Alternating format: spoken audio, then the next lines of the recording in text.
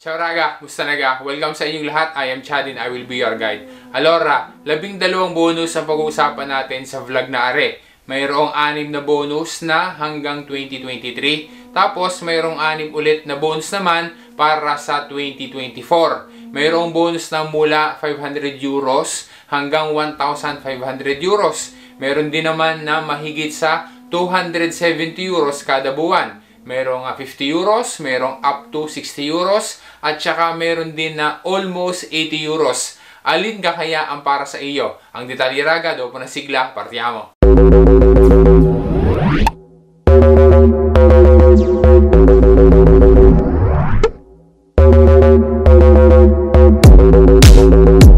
Kung first time mo na makabisita, welcome sa iyo. Maraming salamat sa pagbisita mo. Kung ikaw naman ay dati na solid raga, salamat sa patuloy mong pagsuporta. Ikaw ga ay mag-aayos ng dokumento. Gusto mo ga na mag-apply ng bonus? O kaya naman, kailangan mo ng information na maaaring makatulong sa iyo. Ay siya, tamang-tama sa iyo ang channel na are. Para na sa gayon ay makakapag-adapt ka at saka makakapag-integrate ka na mas maayos dini sa Italia. Ano lang yung dapat na gagawin? Mag-subscribe ka sa aking channel, hit mo na rin yung bell, pili mo yung all, para na sa gayon ay wala ka mamimiss sa mga videos. At dini din sa aking Facebook page, Chad Will Guide, sana ay ma-follow mo ko diyan at pwede rin na i-subscribe mo ko diyan. Maraming salamat sa iyo, raga. Bago natin isa-isahin at malaman kung alin ga ang bonus na para sa iyo, i-update lang kita raga tungkol din sa bonus na rin na 500 euros. Dahil aring tinatawag na bonus kultura na yan ay worth na 500 euros ay nagsara na para doon sa mga ipinanganak noong 2004 dahil gaya ng sabi din sa kanilang official website ay naubusan na, isaurito na yung pondo para diyan. We'll see next year kung ano ga ang mangyayari, kung ano ga yung mga pakana na ipapatupad nila dahil gaya ng ating in-anticipate na ay ina-expect natin na next year ay magkakaroon ng changes diyan. So inaasahan natin na ipapatupad na nila, wala na yung bonus kultura, ipapalit na yung karta kultura na 500 euros din at saka yung karta del merito na 500 euros din. Yan ay para doon sa mga ipinanganak noong taon na 2005. So abangan natin yan next year, hopefully na yan ay matutuloy. Isunod naman natin ngayon yung mga bonus na active pa rin, okay? At pwede pang applyan hanggang ngayong bago matapos ang 2023. Una na diyan ay yung bonus na 50 euros. Pagka ikaw ay nag-apply ng bonus Okiali. Na-explain na natin noon pa kung ano ga ang tungkol diyan sa bonus sa Okiali na yan, na kung saan ay kung sino-sino ga ang pwede na mag-apply niyan. Remind ulit kita raga ha, ang pag-apply ng bonus Okiali para ikaw ay makatanggap ng 50 euros, either na yan ay voucher o kaya naman ay reimburso, doon yan gagawin online doon sa official website ni Bonus Vista. Papalala ko lang sa iyo raga na itong bonus Okiali na to ay pwedeng applyan hanggang December 31, 2023 hanggat meron pa rin nga natitira na pondo. Next naman na bonus, just in case na hindi mo pa nababalitaan, kasama doon sa bagong dekreto, anticipi kung tawagin nila ay nagdagdag sila doon, naglaan sila ng additional na budget para sa bonus transporte. Ang amount ng budget na inilaan nila, idinagdag nila ay 35 million euros. At inaasahan na yan ay makakasapat na ngayong November hanggang December 2023. Reminder ha raga, ang next na click day para sa bonus transporte ay ngayong November 1, 2023 simula alas 8 ng umaga. Yan ay gaya pa rin ng dati, online pa rin ang application. Kukuha ka ng voucher, magre-request ka doon sa official website ni Bonus Transporte. This time ay agahan mo na raga and hopefully na ikaw ay makakasama na doon sa pondo at ikaw ay mabibigyan ng Bonus Transporte. Ngayon ding November 2023 ay inaasahan naman na darating na yung bonus na almost 80 euros na kung saan ayan ay para doon sa mga dati nang nabigyan, nakatanggap at nakagamit nung tinatawag na Carta Dedicata a te or Carta Risparmio Spesa. Di ka raga, ang bonus na yan ay dating tinatawag nila na para daw sa bensina, bonus bensina daw, tawagin nila. Pero, ala fine ay, yung bonus na yan, na almost 80 euros na yan, na ilalagay doon sa iyong karta, Dedicata a te, ay pwede na rin gamitin pambili ng grocery, pambili ng abonamento para sa public transport, at saka syempre, pambili din ng bensina. Once na maglabas sila ng information kung kailan gayong exact na date, kung kailan na ikakarga or dadating yung rika-rika para doon sa Carta Dedicata a te, Raga, babalitaan ulit kita. Reminder lang ulit ha, yan ay hindi yan ina-applyan. Yan ay automatic na. Kung ikaw ay nabigyan na dati nung karta dedikatate, ibig sabihin ay madadagdagan na lang yung iyong karta, may dadating ulit na almost 80 euros. Kaya wag nang mamumroblema o kaya naman ay baka magpunta pa doon sa ibang mga tao, magpatulong para mag-apply. Ulitin lang natin, yan ay automatic na, hindi na kailangan pang applyan. Para yung isa pa na good news dahil extended ulit yung bonus sociale or yung tinatawag ng iba na bonus luce at saka gas ngayong last quarter ng 2023. Kaya ngayong October hanggang December 2023, kung ikaw ay qualified para dyan sa bonus sociale, meron ka pa rin iskonto doon sa iyong buleta. Reminder ulit Raga, yan ay hindi rin ina-applyan dahil yan ay automatic na basta't ikaw ay mayroong easy at saka ikaw ay qualified. Ang easy mo dapat, ang limit ay hanggang 15,000 euros. Next naman na pag-usapan natin na bonus ay yung bonus naman na ongoing ngayon, yung application. Ang bonus na yan ay mula 500 euros, bali yan ay voucher,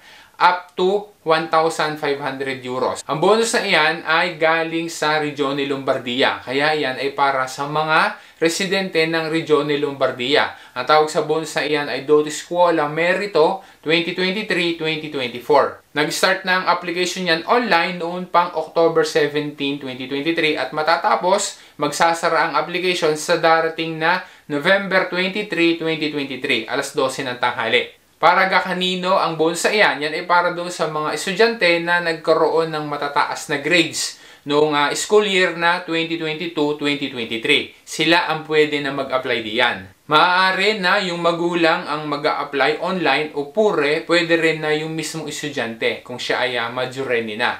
Yan ay ina-applyan doon sa official website ni Regione Lombardia. Sunod naman na bonus sa pag-uusapan natin ay para ulit doon sa mga magulang na mayroong anak pero maliliit naman yung anak ngayon at related pa rin sa school. Ang bonus na iyan ay galing pa rin sa Regione Lombardia. Kaya yan ay para pa rin sa mga residente ng Regione Lombardia. Nag-start na today, October 23, ang application online para sa Bonus Nido 2023-2024. Ang edad dapat ng anak ay hanggang 3 years old at dapat ay naka-enroll sa isang asilo nido na kung saan yung school na yon ay kasama doon sa listahan ng mga accredited na school. Mayroon dapat easy na hanggang 20,000 o kaya naman ay mas mababa. Tapos ang magulang ay dapat na mayroong binabayaran na tuition fee. Okay? May monthly tuition fee na binabayaran na mas mahigit sa 272.72 euros. Kaya hindi dahil sa ang anak ay nandoon sa nido ay pwede nang mag-apply. Dapat ay naka-enroll yung anak doon sa nido na kung saan ay kasama doon sa listahan ng mga accredited na school at dapat na mayroong binabayaran na monthly tuition fee. Kung sakali na mayroong binabayaran na monthly tuition fee pero mas bababa naman sa 272.72 euros o kaya naman ay totally walang binabayaran na tuition fee, ibig sabihin ay libre, kahit na ang binabayaran lang ay mensa, hindi po pwede na mag-apply ng bonus nido na pinag-uusapan natin na are. Para sa iba pa na mga detalye tungkol dyan sa dalawang bonus na iyan na galing sa Regione Lombardia, puntahan mo, bisitahin mo Raga at i-check mo yung official website ni Regione Lombardia. Ari naman yung bonus na active pa rin until end of 2023 at patuloy pa rin na magiging active ang bonus na are hanggang sa 2024. Para ikaw ay makatanggap ng bonus na 20 euros, magpadala ka sa Pilipinas at gamitin mo yung TapTapSend. Tapos ay dapat na gagamitin mo rin yung promo code na RagaChat doon sa iyong unang padala. Tapos sa TapTapSend ay pwede kang magpadala sa Pilipinas ng libre. As in wala kang charges na babayaran dahil no transfer fee. Secured ang padala, mabilis, tapos ay mataas pa ang palitan. Pwede magpadala gamit ang TapTapSend ang mga Pilipino na nasa sa US o kaya naman ay sa UK, sa Canada, sa UAE at saka sa mga bansang arena nandyan sa European Union. Good news din dahil kahit yung mga nandoon sa Austria ay pwede na rin gumamit ng TapTapSend. Pwede ka na magpadala sa mga major banks doon sa Pilipinas o kaya naman ay sa mga mobile wallets gaya ng GCash at saka ng Maya. Kaya Raga, i-TapTapSend mo na yan.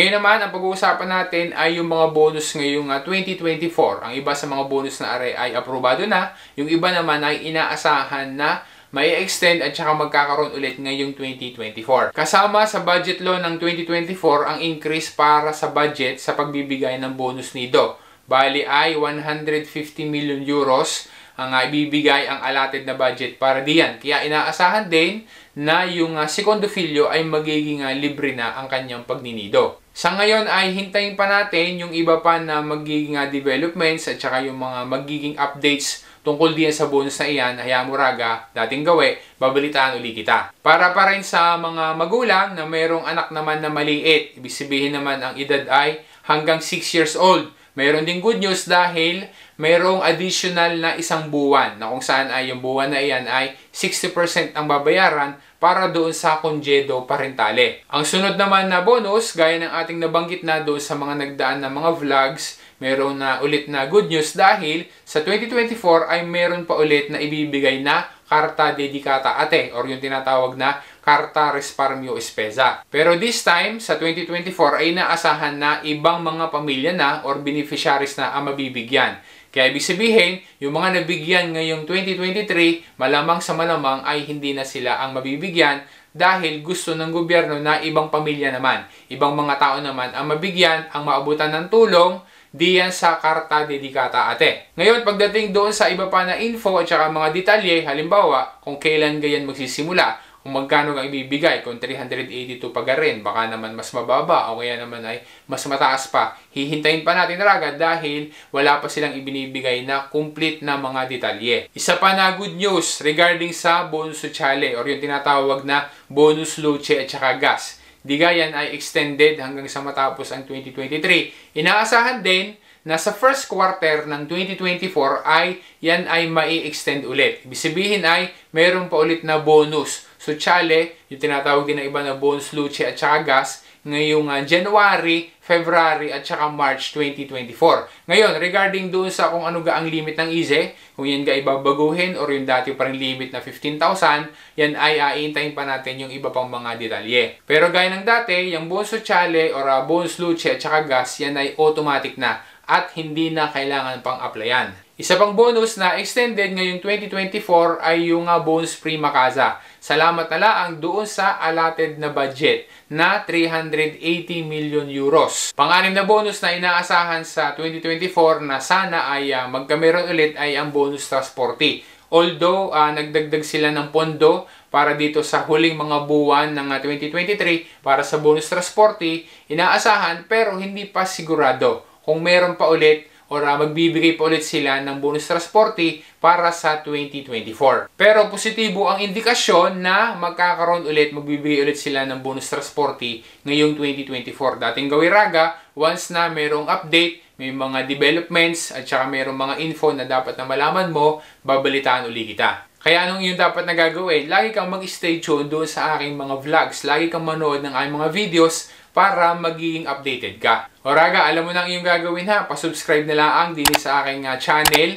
Ganun din, pa-follow sa aking Facebook page na Chad Will Guide. Once again, this is Chad and always remember, Chad Will Guide. Grazie Raga, alla prossima!